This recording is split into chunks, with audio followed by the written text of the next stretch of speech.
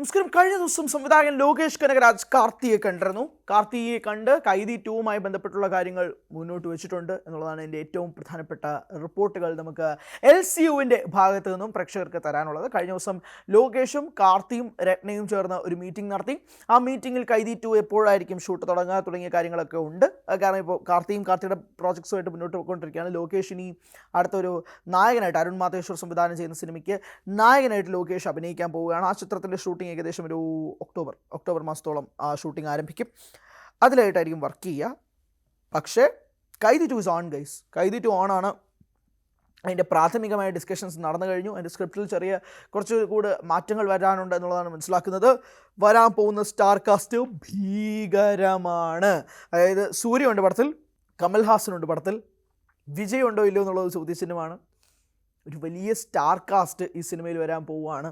അതിൻ്റെ കൂട്ടത്തിൽ സർപ്രൈസ് ആയിട്ടുള്ള എലമെൻറ്റ്സ് ഉണ്ടെന്നും കൂടിയാണ് നമ്മൾ മനസ്സിലാക്കുന്നത്. അങ്ങനെയെങ്കിൽ നമ്മൾ LCU എന്ന് നാളുകളായി വിളിച്ചുകൊണ്ടിരുന്നിടത്ത് നിന്ന് ഒരു പക്ക പാക്കേജ് LCU നമുക്ക് കിട്ടും. ഇപ്പം ലിയോയിൽ പോലും LCU ആണെന്നൊന്നും ഞാൻ അവകാശപ്പെടുന്നില്ല. ലാസ്റ്റ് മനഃപൂർവ്വം എന്തിനാണ് കമൽഹാസനെ കൊണ്ടുവന്നൊരു ചോദ്യം സിനിമയുടെ റിലീസ് തുടക്കം തൊട്ട് അത് ഉണ്ടായിരുന്നു, റെസ്പോൺസുകളിലുണ്ടായിരുന്നു. അതൊരു ഇൻകംപ്ലീറ്റ് LCU പോലെ തോന്നി.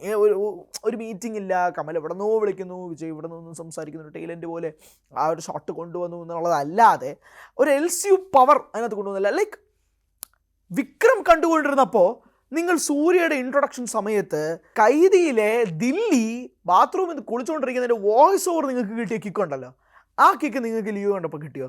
ഇല്ല.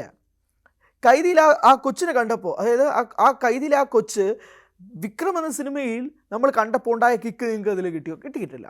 അപ്പോൾ അവിടെ നിന്നുകൊണ്ടാണ് ഒരു പക്ക പാക്കേജ്ഡ് LCU സിനിമയായിട്ട് കൈദി 2 വരുന്നത് എന്നുള്ളതാണ് എൻ്റെ ഏറ്റവും പ്രധാനപ്പെട്ട റിപ്പോർട്ടുകളായി പറയേണ്ടത്.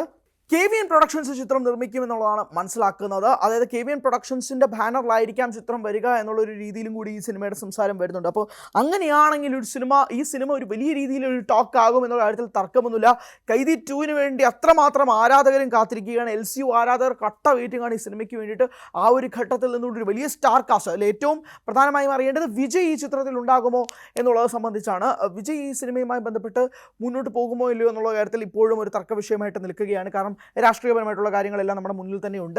അവിടെ നിന്നുകൊണ്ടാണ് ഏറ്റവും പ്രധാനമായിട്ടും ഇങ്ങനൊരു അപ്ഡേറ്റും കൂടി വരുന്നത്. കൈദി 2വുമായിട്ട് ബന്ധപ്പെട്ട് മുന്നോട്ട് പോകും. പക്ഷേ അത് ഈ രജനി കമൽ ചിത്രത്തിന് ശേഷമായിരിക്കും എന്നുള്ള കാര്യത്തിലും കൂടി അറിയേണ്ടതുണ്ട്. കാരണം ഏറ്റവും കൂടുതൽ രജനിയും കമലും കൂടി ഒന്നിക്കുന്ന ഒരു ചിത്രവുമായിട്ട് ബന്ധപ്പെട്ട് മുന്നോട്ട് വരാനുള്ള സാധ്യത ഉണ്ടെന്നുള്ളതാണ് മനസ്സിലാക്കുന്നത്. അങ്ങനെയെങ്കിൽ അതൊരു വലിയ സാധ്യതയായിട്ട് തന്നെ മുന്നോട്ട് പോകുമെന്നുള്ള കാര്യത്തിലും തർക്കമൊന്നുമില്ല. അങ്ങനെയാണെങ്കിൽ നമ്മൾ കാണാൻ പോകുന്നത് ഒരു വലിയ യൂണിവേഴ്സാണ്. ആ യൂണിവേഴ്സിന് കൈദി 2വിന് മുന്നേ ഒരു വലിയ ചവിട്ടുപടിയായിട്ട് ഈ സിനിമ രജനിയും കമലും കൂടി ഒന്നിക്കുന്ന ഒരു സിനിമയായിട്ട് ലോകേഷ് പ്ലാൻ ചെയ്യുകയാണെങ്കിൽ രജനി LCUവിൻ്റെ ഭാഗമാവുക എന്നൊരു വലിയ ചോദ്യം കൂടി പ്രേക്ഷകരുടെ മുന്നിലേക്ക് വെക്കുകയാണ്.